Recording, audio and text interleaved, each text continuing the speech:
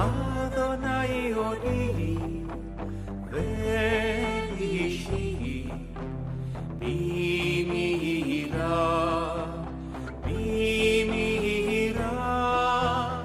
Comienza A las Fuentes de la Fe en Tierra Santa, un programa dirigido por el padre Francesco Voltaggio.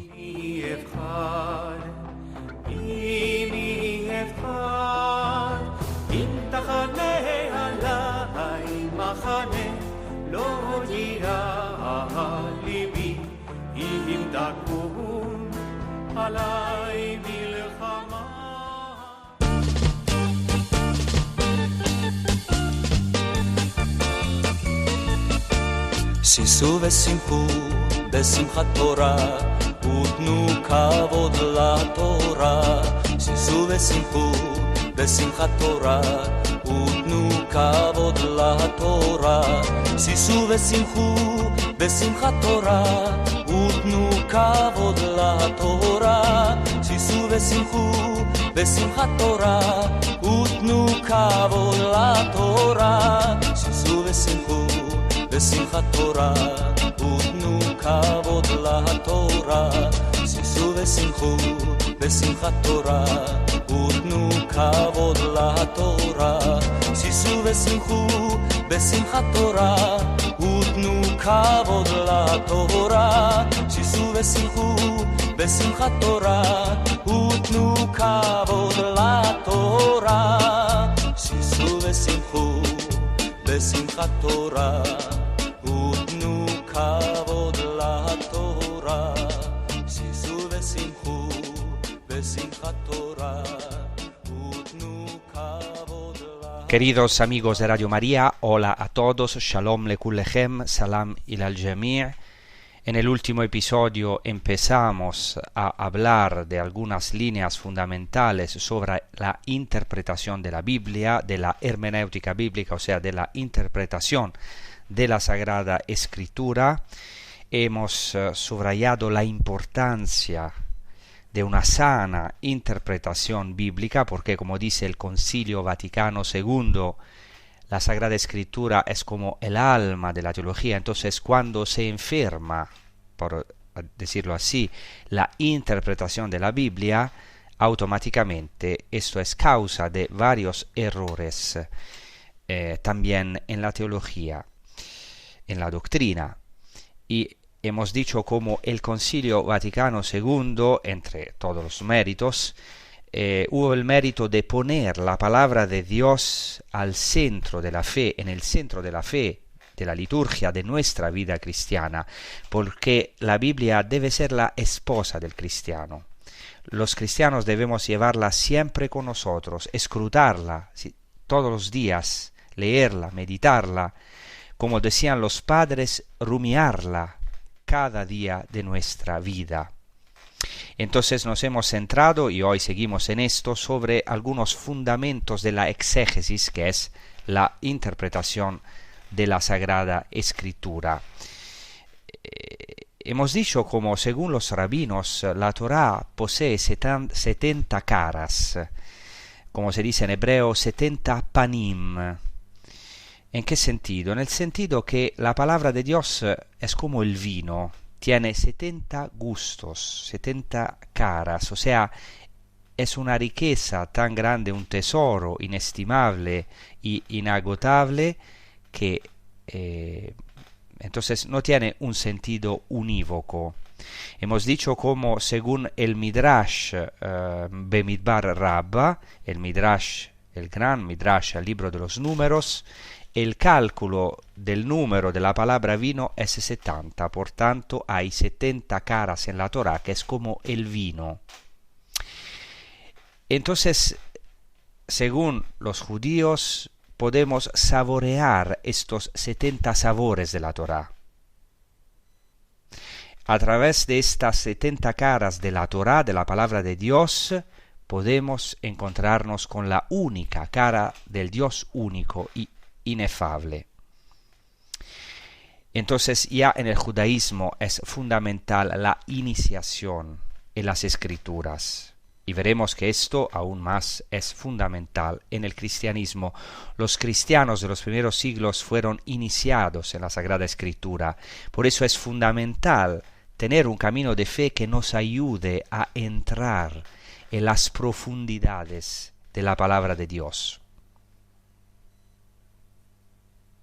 Porque creo que varios de los oyentes de vosotros hayan tenido esta experiencia de que leer la Biblia algunas veces no es fácil, hay que entrar en ella, hay que ser iniciado.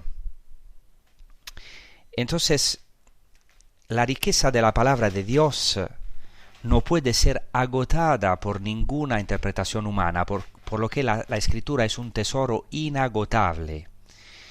Hemos dicho también en el último episodio que más allá del versículo hay una pluriformidad de significados más profundos que el sentido obvio y literal, que es siempre importante el sentido literal, pero la exégesis no se puede detener solamente al sentido literal, hay un sentido más profundo, espiritual, cristológico y no solamente cristológico. Tanto San Jerónimo como Orígenes ponen el ejemplo de la nuez. Dicen que para saborear el fruto de la Sagrada Escritura, para saborear la nuez hay que romper la cáscara. La Escritura es esta fuente inagotable, maravillosa, que brota de la letra, del versículo. Hay pues un más allá del versículo. ¿Qué significa que hay un más allá del versículo? Significa que más allá del versículo hay una persona viva, Dios mismo, que quiere encontrarse con nosotros a través de las Sagradas Escrituras. Entonces, para los rabinos, el primer pilar de la interpretación de las Escrituras y la primera base fundamental de la exégesis es que uno no puede detenerse solo en el sentido literal, sino que hay un más allá del versículo. Hay una enorme riqueza de significados más profundos que el hombre está llamado a escrutar. Pasemos ahora al segundo pilar de la interpretación de la Escritura o de la exégesis. Según los rabinos, la Torá salió de la boca de Dios, de modo que en la Escritura hay como una contracción de lo infinito en lo finito de las palabras humanas, por así decirlo.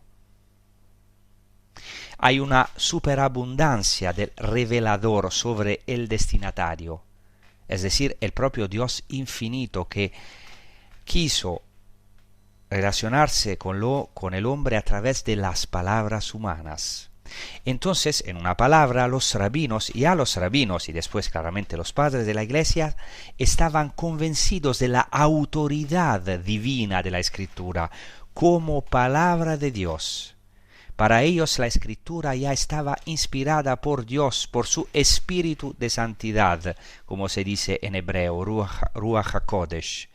Ya utilizan este término, espíritu de santidad, Espíritu Santo, evidentemente no en el sentido personal cristiano como la tercera persona de la Santísima Trinidad, pero ya dicen que la Biblia es inspirada por el Ruach HaKodesh, por el espíritu de santidad, y es originada en la mente de Dios, es un discurso divino expresado en un lenguaje humano, y por lo tanto es autoritativa, la máxima autoridad, la autoridad divina en materia de fe y doctrina. Además, como hemos dicho en el último episodio, ya según los rabinos y después según los padres de la Iglesia, la Escritura es perfecta y no puede errar. Si se contradice, lo hace solo en apariencia, es decir, cuando se encuentra una contradicción en la Biblia, esto no es un obstáculo para el judío o para los padres de la Iglesia, sino todo el contrario, es una invitación a la interpretación y a la búsqueda de un sentido más profundo. Y esto conlleva la certeza de la unidad, de la armonía de toda la Escritura. Toda la Escritura en sus diversos libros se origina en el único Dios. Así que, según los judíos y después según los padres de la Iglesia, la Biblia se explica por la Biblia. Dicen los rabinos que la Torá se explica por la Torá. Y los judíos, desde tiempos antiguos, tienen un método llamado en hebreo Gezer HaShavah, por el cual se comparan dos o más textos de la Escritura, se escruta la Biblia comparando varios textos, varios versículos, y mediante esta comparación un pasaje revela su significado más profundo para nuestra existencia, un perfume, como dice Emmanuel Levinas, gran filósofo judío. Entonces los rabinos y después los padres de la Iglesia subrayan cómo hay una armonía, una sinfonía de toda la Escritura, una sinfonía. Como vimos antes, para los rabinos todo está en la Torá, como hemos visto en el último episodio. Para los rabinos en la Torá está todo, y lo que no está en la Torá no está en el mundo, porque ya para los rabinos, y luego mucho más para nosotros los cristianos, hay una continuidad entre la Escritura y el pensamiento humano, entre la fe y la razón, entre la creación y la redención.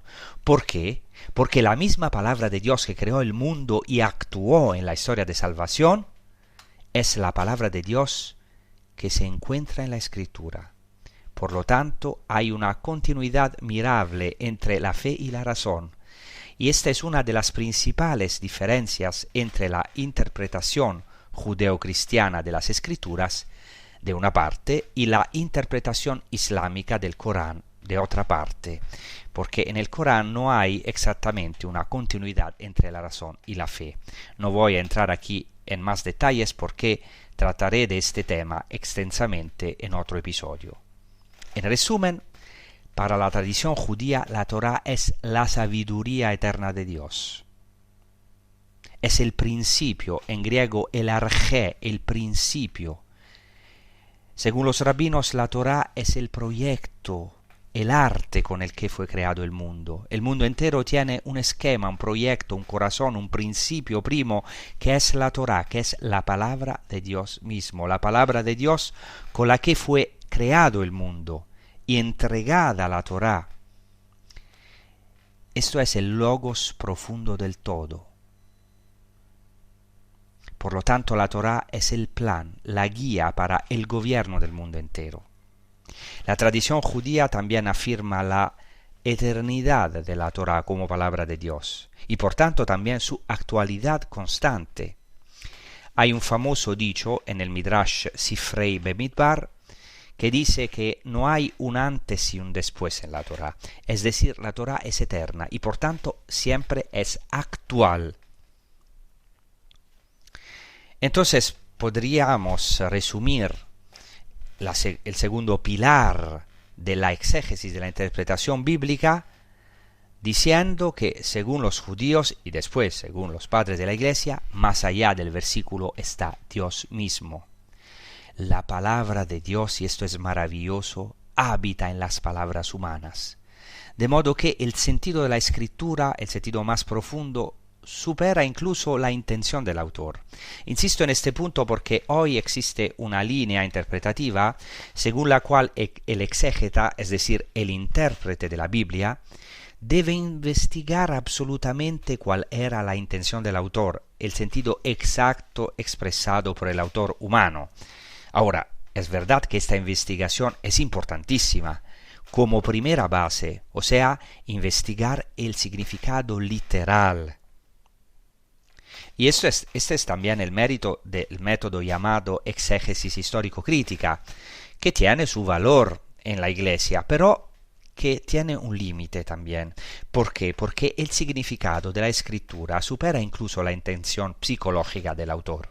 Porque es palabra de Dios y lleva siempre un mensaje sobreabundante que supera y desborda incluso la intención del autor. Y así podemos pasar al tercer pilar de la exégesis bíblica, de la interpretación de la Biblia.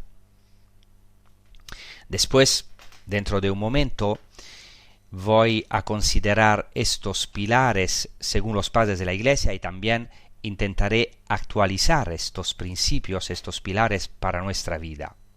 Entonces el tercer fundamento se refiere al destinatario de la escritura, es decir, nosotros, los creyentes. La Torá para los judíos está siempre abierta a la interpretación. Ya lo hemos dicho, pero lo voy a repetir, la Biblia está abierta a la interpretación, es decir, el sujeto, nosotros somos invitados a entrar en el tesoro ilimitado del texto sagrado. Podríamos decir que la Biblia es una invitación, es una llamada viva a la interpretación, porque la Biblia fue dada para el hombre, para llegar al corazón del hombre. Es decir, que la palabra no es una repetición árida, algo monótono, sino que lo fundamental es que tiende a encarnarse y a cobrar vida en nosotros y especialmente en la asamblea, en la comunidad y en la vida de cada persona. Por eso es fundamental una lectura existencial de la palabra de Dios. La palabra de Dios no fue entregada en primer lugar, la Sagrada Escritura no fue entregada al hombre en primer lugar para ser estudiada, analizada o peor aún viviseccionada, sino en primer lugar para ser celebrada, para ser vivida y para que se encarne en la vida de cada uno de nosotros. También un gran rabino, el rabbi Abraham Joshua Heschel, decía que el individuo es llamado en el judaísmo a encarnar la Torá, hasta devenir una Torá encarnada.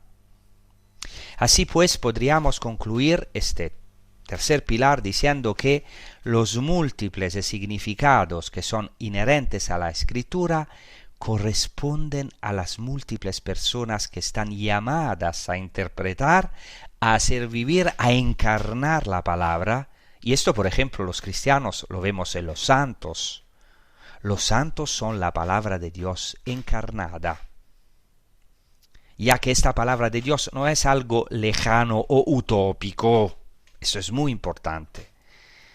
Hay una línea hoy que parece hacer entender que el cristianismo es utópico. No es así. La palabra de Dios no es algo lejano o utópico, sino algo que puede verdaderamente encarnarse en nosotros y hacer de nosotros lo imposible. Por último, pasemos al cuarto fundamento, según el cual la palabra de Dios nunca está concluida por el receptor de la palabra, porque siempre debe actualizarse y encarnarse, como hemos visto. Pero, a pesar de esto, claro, se establecen también límites.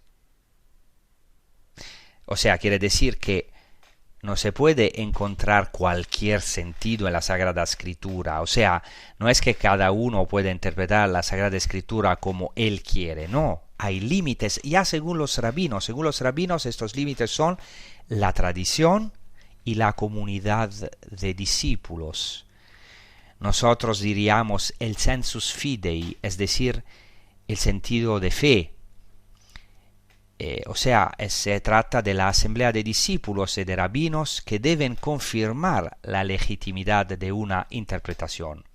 En otras palabras, los rabinos, como después los padres de la Iglesia y como nosotros hoy, estaban convencidos de que sin tradición no hay escritura. De modo que ya según la tradición judía, la sola escritura, o sea, la escritura sin tradición, es inaceptable.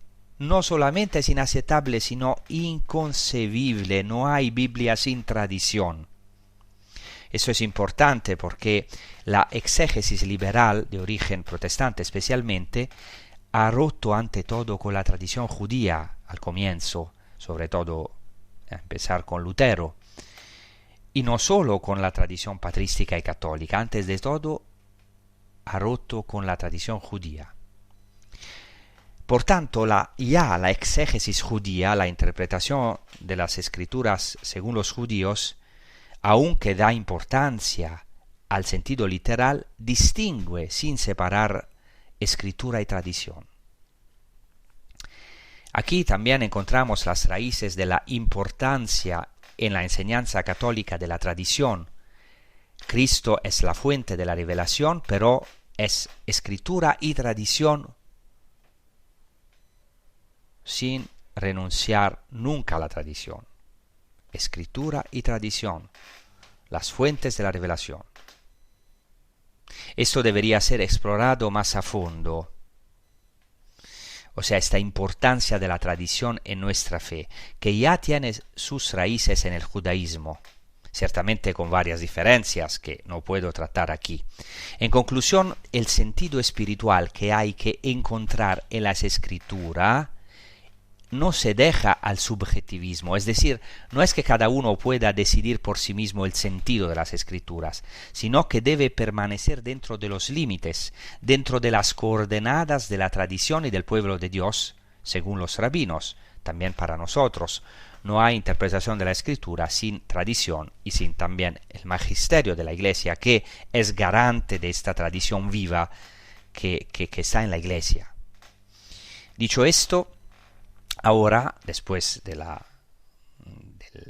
del canto que vamos a escuchar, veremos cómo estos pilares fundamentales del edificio de la exégesis bíblica, de la interpretación de la Sagrada Escritura, estos pilares se encuentran no solo entre los judíos o entre los rabinos, sino también en los padres de la Iglesia, con algunas diferencias que vamos a ver. Lo que hemos llamado el más allá del versículo fue también una firme convicción de los padres de la Iglesia, y hoy en diversos ámbitos de la interpretación católica de la Escritura se intenta volver a la riqueza de la exégesis de los padres. Los padres leían a la Escritura en su conjunto, estaban convencidos de que más allá del versículo bíblico estaba Dios, que quiere hablar a la humanidad en cada generación. Por eso ahora vamos a rezar con un canto que se titula El Jacal de los Pastores, de Kiko Argüello, donde se dice que Dios nos besa con besos de su boca. Claramente es retomado de los Cantares de los Cantares. Y según los judíos, los besos de la boca de Dios es precisamente la Torá, la palabra de Dios. Dios nos besa con amor a través de las palabras humanas, que son divinas y humanas en el mismo tiempo, de manera que nosotros podemos seguir las huellas del verdadero pastor, que es nuestro Dios. Vamos a rezar con este canto.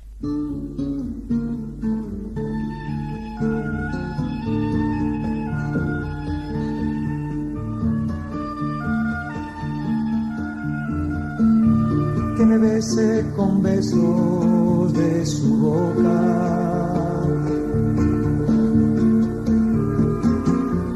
mejores son que el vino tus amores. Tu nombre es ungüento que se vierte, por eso te aman las doncellas. Llévame por de ti, salvamos, llévame por de ti, volvamos, devórame con tus amores más que el vino, con cuántas razones amado. Hazme saber, amado de mi alma, donde apacientas el rebaño, para que yo no ande vagabundo detrás de otros compañeros. Dame saber, amado de mi alma, donde apacientas el rebaño, para que yo no ande vagabundo detrás de otros compañeros. Entonces, ahora vamos a ver cómo los padres de la Iglesia también estaban convencidos de estos 4 pilares de la interpretación bíblica. Con respecto al primer fundamento de que hemos hablado, o sea que los rabinos reconocían la polisemia, o sea la riqueza de significados de la Escritura, o sea estaban convencidos de que la Torá tenía muchas caras, muchos sabores. Lo mismo ocurre con los padres de la Iglesia. Aunque los padres de la Iglesia siempre estaban muy atentos al sentido literal e inmediato u obvio de la Escritura, eran partidarios siempre de un sentido espiritual más allá del sentido literal, del sentido obvio de la Escritura.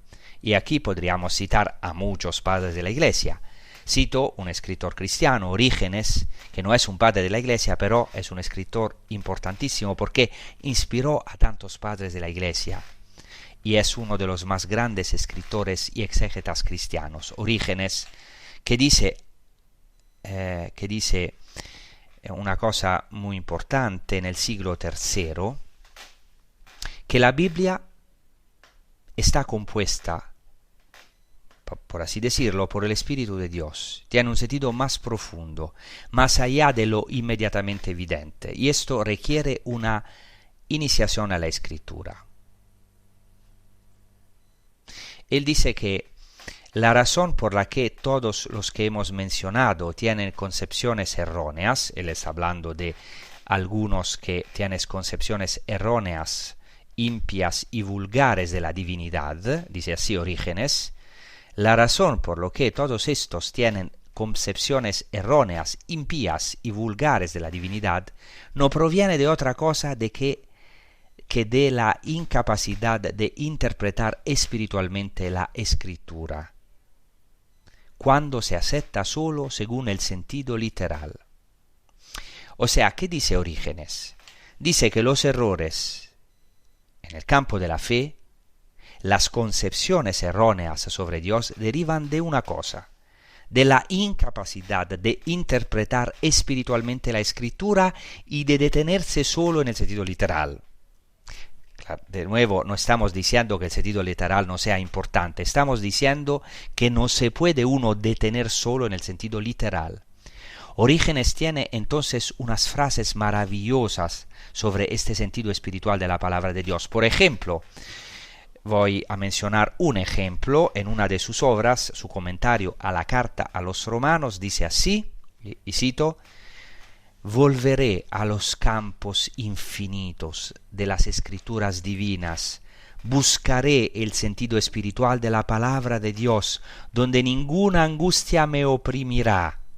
Iré galopando de verdad por los espacios inmensos de la comprensión mística y espiritual». Hasta aquí Orígenes.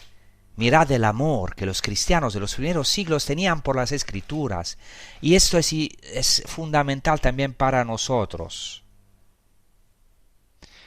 Estamos llamados nosotros también, como dice Orígenes, a volver a los campos infinitos de las Escrituras divinas, donde podemos encontrar nuestra consolación, donde ninguna angustia nos oprime, porque ya saboreamos el reino de los cielos, porque saboreamos la palabra de Dios y entramos profundamente en la Escritura. Orígenes tiene entonces unos textos maravillosos sobre las fuentes de la Biblia. Por eso hemos titulado estos dos episodios, a las fuentes de la Biblia. No puedo citar todos los textos, pero quiero solamente mencionar una última cita de Orígenes, de su comentario al Evangelio de Juan. Dice así, y cito: «Mirad un poco entonces si esta fuente de Jacob no representa toda la Escritura. El agua que Jesús da es la que está más allá de lo que está escrito. No a todo el mundo, sin embargo, le está permitido indagar más allá de lo que está escrito, a menos que se asimile a ello. De lo contrario, no os sorprendáis de que se os diga: no busquéis cosas demasiado difíciles para vosotros, y no escudriñéis cosas demasiado grandes para vosotros». Por eso Orígenes nos invita a volver a las fuentes de la Escritura, que es la misma agua viva que da Jesucristo, que está más allá de lo escrito, porque a través de la Escritura, y no solo, también a través de los sacramentos, podemos tener este contacto vivo con la fuente que es Jesucristo mismo. Por eso Orígenes dice una afirmación que también repetirá San Jerónimo: para saborear el fruto exquisito de la escritura, hay que romper la cáscara de la letra. Son palabras maravillosas. Espero que este episodio mío hoy pueda también ayudar realmente a vosotros, los oyentes, a tomar las escrituras y desear ser iniciados profundamente en estos inmensos campos paradisíacos de los que habla Orígenes. Esos maravillosos campos de las escrituras donde dice Orígenes que quiere galopar. Luego tendría otras citas, pero no puedo detenerme en todas.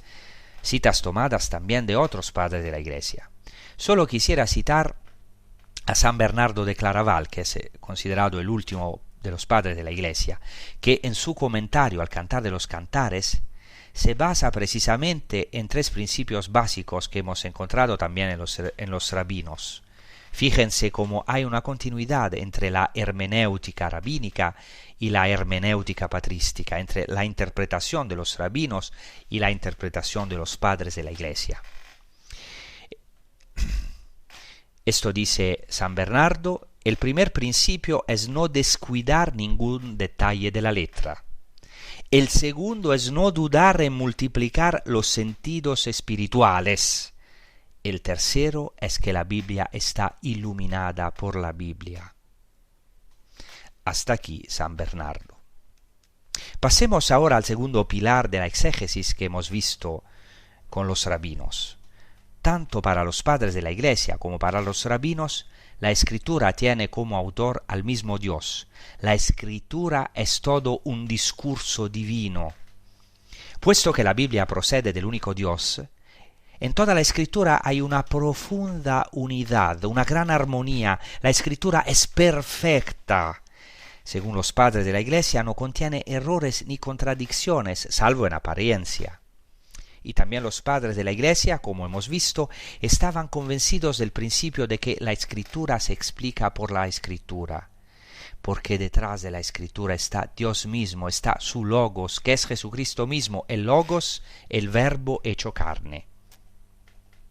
En cuanto al tercer pilar, también los padres de la Iglesia subrayaron que la Sagrada Escritura es una carta escrita por Dios a las criaturas. Es una carta del amor de Dios. Se dirige a los hombres de todos los tiempos.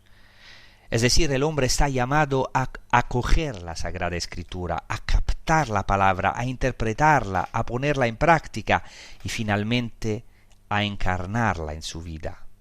Antes de todo, escucharla, porque es fundamental la escucha de la palabra, y después encarnarla. Y esto explica el famoso dicho de San Gregorio Magno. En latín dice Scriptura crescit cum legente, es decir, la Sagrada Escritura crece con quien la lee. Es algo que puede parecer escandaloso. ¿Cómo es posible que la Sagrada Escritura crezca? Ya es perfecta, ¿cómo puede crecer más?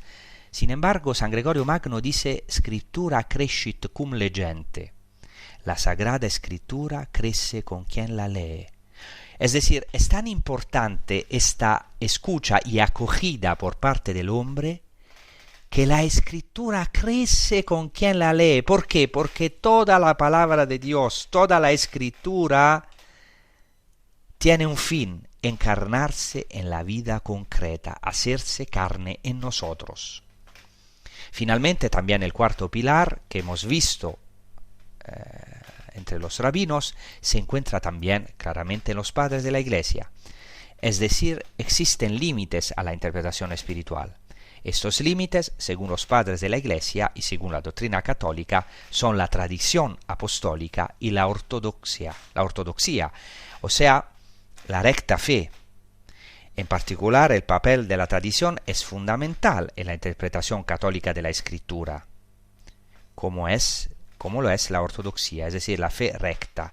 No se puede hacer decir a la palabra de Dios lo que tenemos en la cabeza, o peor, justificar nuestros pecados y errores con la Biblia, como desgraciadamente a veces se hace, buscando citas tomadas aquí y allá o interpretando la palabra de Dios como uno quiera para justificar nuestras vidas cuando no está en consonancia con la voluntad de Dios.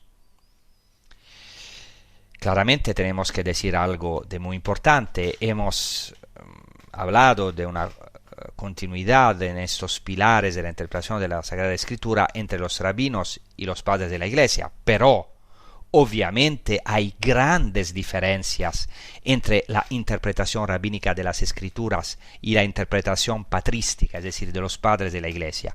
Claramente la mayor diferencia es que los padres de la Iglesia enfatizaron más que los rabinos el desarrollo de las etapas de la historia de la salvación. Es decir, hay una pedagogía divina hasta el cumplimiento en Jesucristo. Y precisamente la gran diferencia es que para los padres de la Iglesia la clave, esta es la novedad más grande, la diferencia más grande para nosotros los cristianos, la clave de toda la Escritura es Jesucristo. Toda la Escritura, desde el Antiguo Testamento, desde la primera página del Antiguo Testamento hasta la última del Nuevo Testamento, toda la Escritura habla de Cristo, incluso los detalles más ocultos. Es decir, ¿cuál es este significado espiritual más allá de la letra? Es ante de todo una persona, Jesucristo.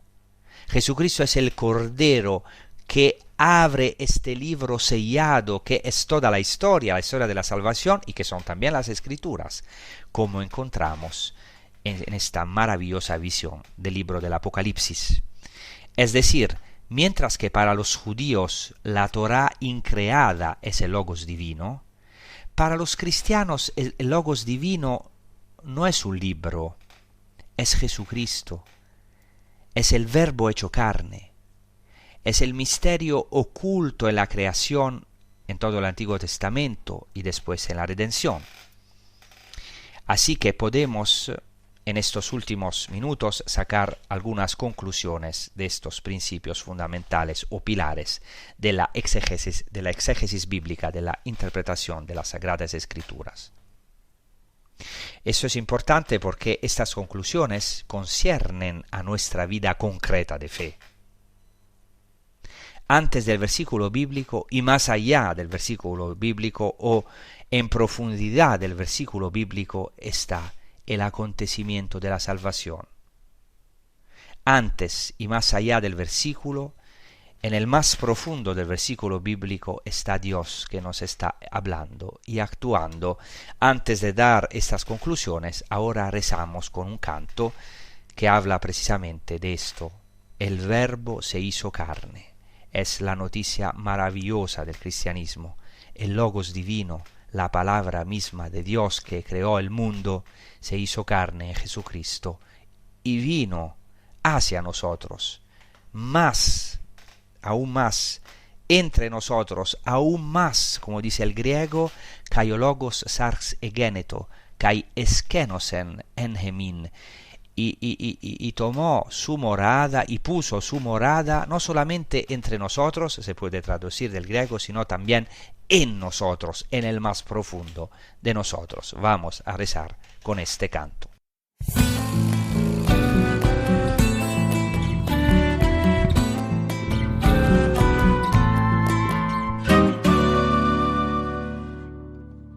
Nuestro barro brilla luminoso, nuestra carne canta estremecida, nuestra historia no es irreparable, nuestra muerte no es definitiva. El Verbo se hizo carne y puso su morada entre nosotros. Jesús, Señor, en Emmanuel, tu amor salva nuestra vida.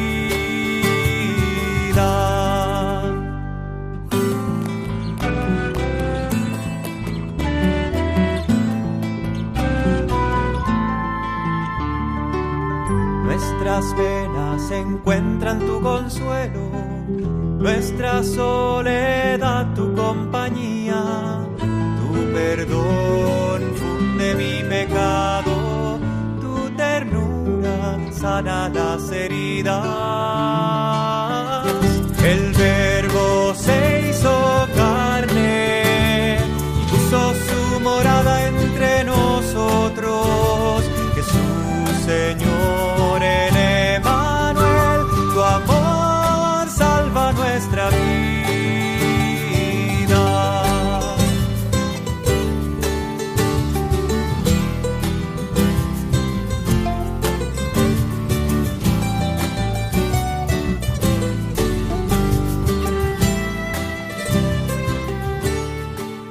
Entonces, para concluir, hay que decir una cosa fundamental. Sin ninguna duda, la Escritura es palabra de Dios. Pero cuidado, la palabra de Dios es más amplia que la Escritura. Es más amplia que la Escritura. ¿Por qué? Porque antes de la Escritura está el acontecimiento, la acción del Dios vivo que sigue actuando y hablando en la historia. Entonces, si es verdad que la Escritura es la palabra de Dios, la palabra de Dios es más amplia porque es todo lo que pasa en nuestra historia. Todo lo que pasa en nuestra historia es santo, es palabra de Dios, porque Dios sigue su historia de salvación con nosotros, porque es un Dios vivo. Eso es verdad para nosotros porque la palabra de Dios es Cristo. Así que el acontecimiento de salvación precede a la Escritura y está mediado por la transmisión viva por el pueblo que lo anunció, que celebró el acontecimiento de salvación antes de ponerlo por escrito bajo inspiración divina. ¿Qué significa esto? Significa que solo más tarde la experiencia de Dios cristaliza en la Escritura. Pero no pierde cristalizándose su fuerza y su dinamismo, que son propios de Dios. La tradición precede, acompaña y sigue a la Escritura. ¿Qué significa esto? ¿Qué significa que la tradición precede, acompaña y sigue a la Escritura?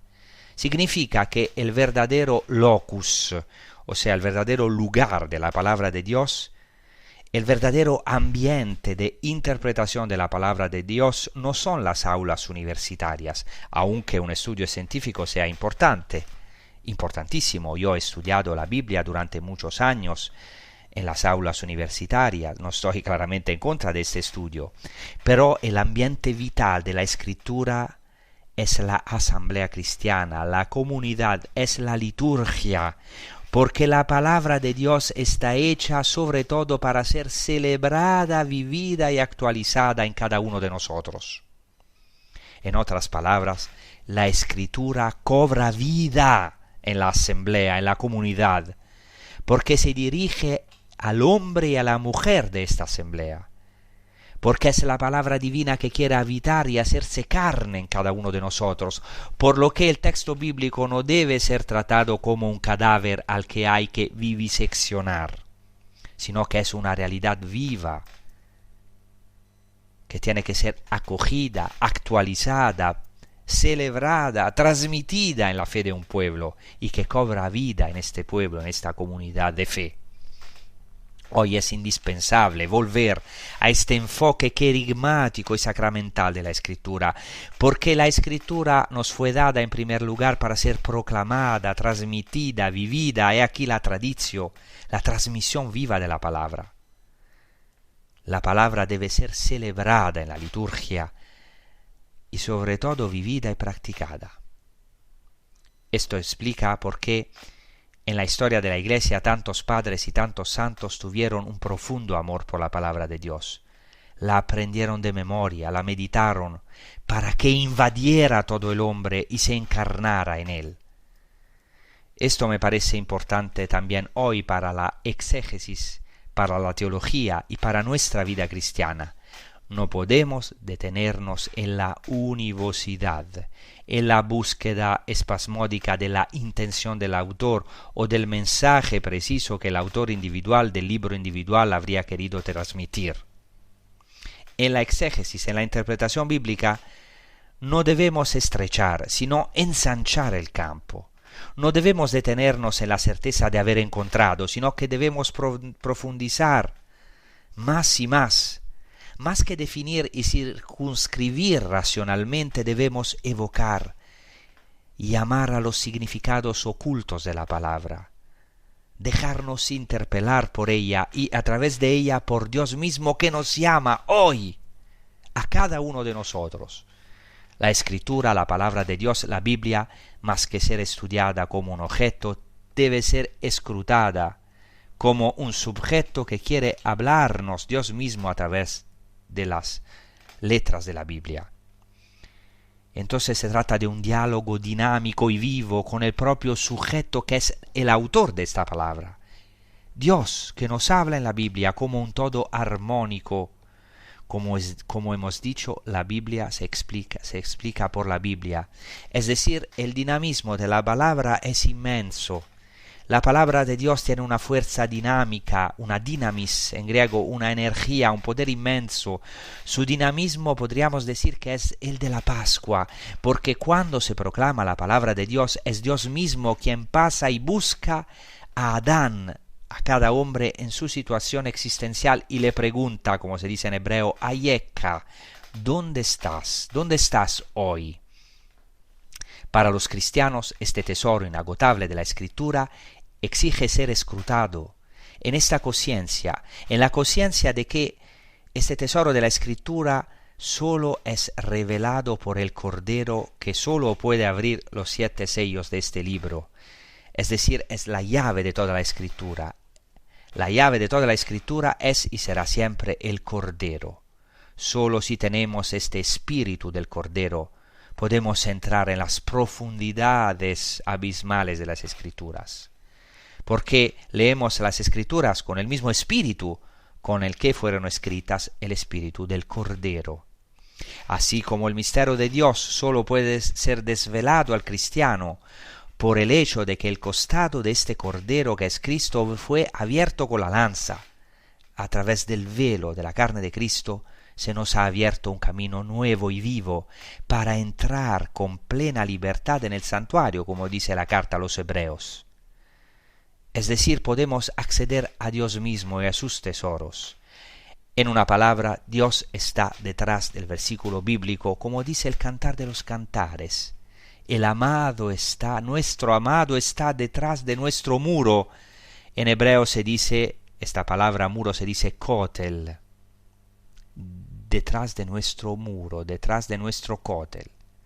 Tenemos que pasar del texto bíblico considerado como una cosa, como una res, se dice en latín, a Dios mismo. Es decir, la Biblia es una manifestación personal que Dios hace de sí mismo, como Padre. Entonces espero que este episodio, que a lo mejor puede no haber sido fácil en algunos lugares, que este episodio nos ayude a todos a volver a estas fuentes, volver a beber de estas fuentes. Dicen los rabinos que si un judío deja de escrutar las Escrituras durante 3 días, pone en peligro su salvación. Y es muy triste ver cómo los judíos religiosos tienen siempre en sus manos los textos de la tradición y las Escrituras, y que los musulmanes se saben muchas veces el Corán de memoria, y nosotros, a veces los cristianos, descuidamos este inmenso tesoro de la palabra. Entonces, queridos amigos, busquemos este tesoro, amémoslo, volvamos a tomar las Escrituras en las manos, volvamos a escuchar la palabra de Dios, ayudémonos recíprocamente a entrar más profundamente en los abismos de estas Escrituras, sabiendo que hay que ser iniciado, que como dicen los rabinos, la Biblia es como el vino. Si uno bebe el vino por primera vez, no le gusta, hay que acostumbrarse a su exquisito sabor. Así que el problema no está en las Escrituras, como a veces lamentablemente o hasta superficialmente consideramos. El problema está en nosotros. Esperemos pues que Dios nos conceda esta profunda afinidad al Espíritu de Cristo. O sea, el Espíritu de Cristo. Porque, ¿qué hace Jesucristo con los 2 discípulos de Emaús cuando están tristes y angustiados, cuando se sienten fracasados? Les abre las Escrituras y así sus corazones se encienden otra vez. Pidamos también nosotros a Dios que abra para nosotros este fruto exquisito, esta nuez de la letra, para que gustamos el fruto mismo, la nuez exquisita, el fruto maravilloso de la palabra de Dios, que se abra también para nosotros. Pidamos a Dios esta gracia y busquémosla con todas nuestras fuerzas. Dicho esto, os doy la gracia por vuestra atención. Os recuerdo también que se pueden escuchar otra vez cuando quieran estos episodios y los otros de Radio María en el sitio internet de podcast de Radio María, y os deseo una buena prosecución con los programas de Radio María y muchas gracias y hasta la próxima.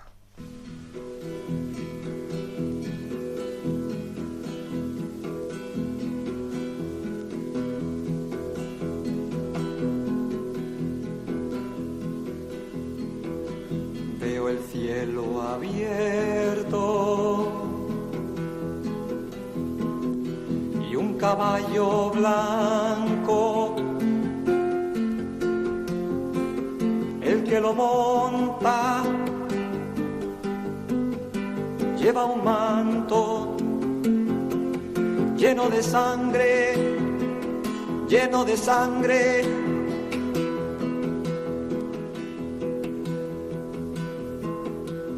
Sus ojos, llamas de fuego, y en su boca hay una espada para herir, para herir. ¿Cuál es su nombre? ¿Cuál es su nombre? Su nombre, su nombre es palabra de Dios. ¿Cuál es su nombre? ¿Cuál es su nombre? Su nombre,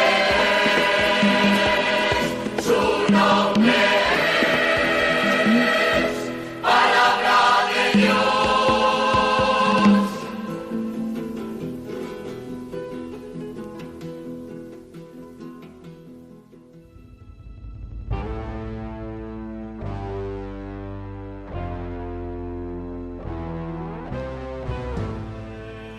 Y así concluye A las fuentes de la fe en Tierra Santa, con el padre Francesco Voltaggio.